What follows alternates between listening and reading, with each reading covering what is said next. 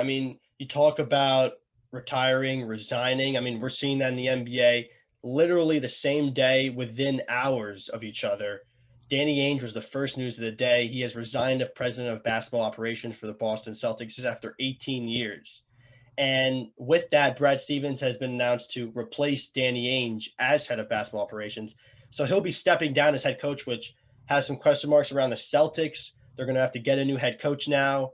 How's Brad Stevens going to work as president of basketball operations? Is that suited for him? Nick, I'm going to get your reaction again. What was your reaction to this news? It was very similar to the Coach K news. I was like, wait, what? Did I read that right? It's interesting to me because Danny Ainge has been praised so much, and I do believe he did a great job as an executive with Boston. People thought he was getting played when he traded away KG and Paul Pierce to Brooklyn, but it turned out it was a pretty good trade. They got some picks. Jaylen Brown, Jason Tatum came out of it, which is now the future of this team. I don't know if Boston as a team gets too much hate or if they get too much credit or both at the same time because they are such a talented team, but they've underachieved, I guess, in the way of how talented they are. But then again, they're also so young. But I don't know. I think Danny Ainge stepping down is more surprising to me, or excuse me, less surprising to me than Brad Stevens, I guess, stepping up.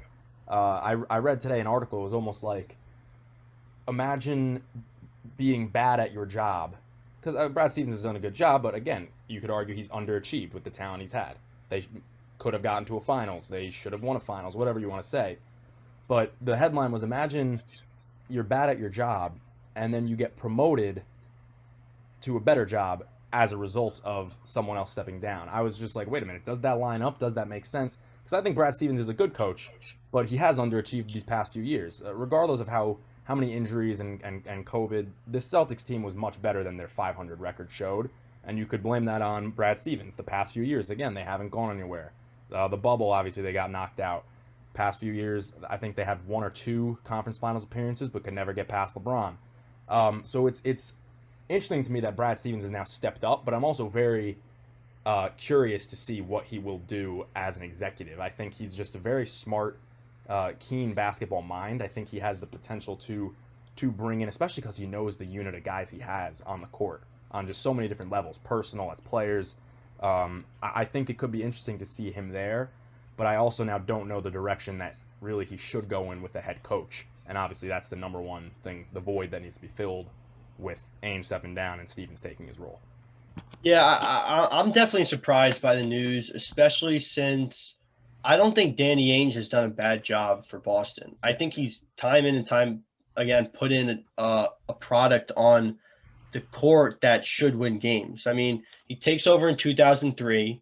I mean, they have an all-time bad season 2005, 2006, and then I mean 2006, 2007. Sorry, they're 15th in the East, and then the next year they're first in the East. They trade for Garnett, Ray Allen, and they build a big three. I mean, he's assembled great teams. I mean, Tatum, Kyrie, Hayward, Brown. That experiment did not work, but that's another team he's put together.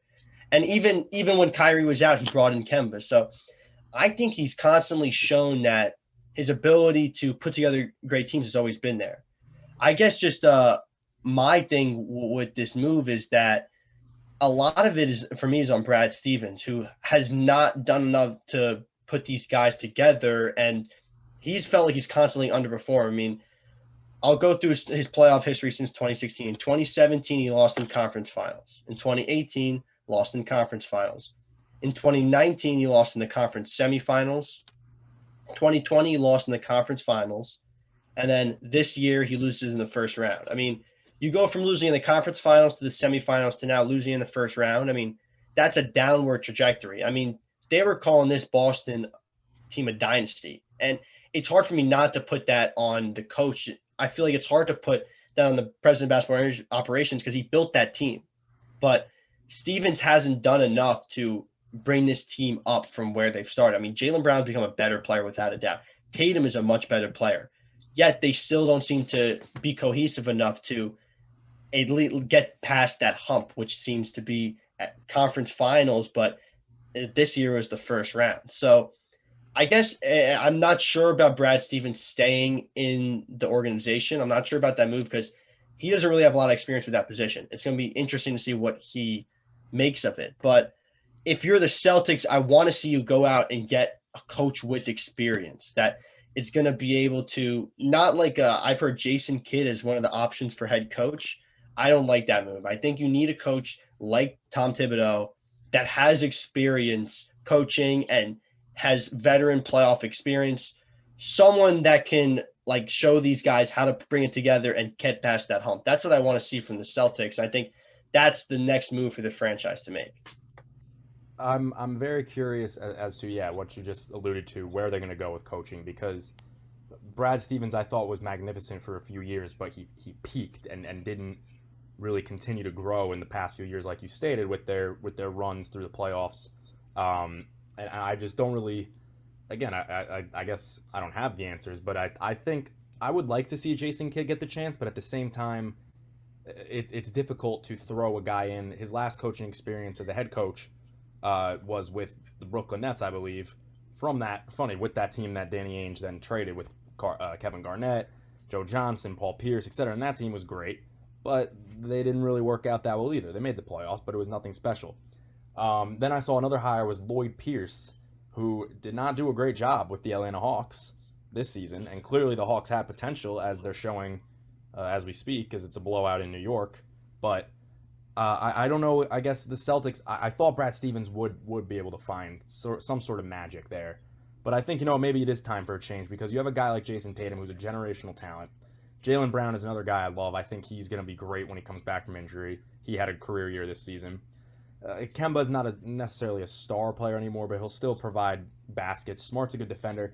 I think the team still has the potential to grow, but it's maybe the leadership is what needs to change. Again, you saw with the Knicks, this team blew away expectations because obviously some players stepped up and played above their expectations, but the coach, Tom Thibodeau, led the defense. He's the leader of the culture, so that's what you always are, I guess, looking for in a coach. Maybe not just the name of Jason Kidd, one of the all-time great guards to ever play the game. You're looking for someone who could potentially turn a culture around or in a different direction, and I think that's what Boston has needed for the past few years now. Yeah, I think that's the direction they got to go to, and it's going to be interesting to see what they do with it.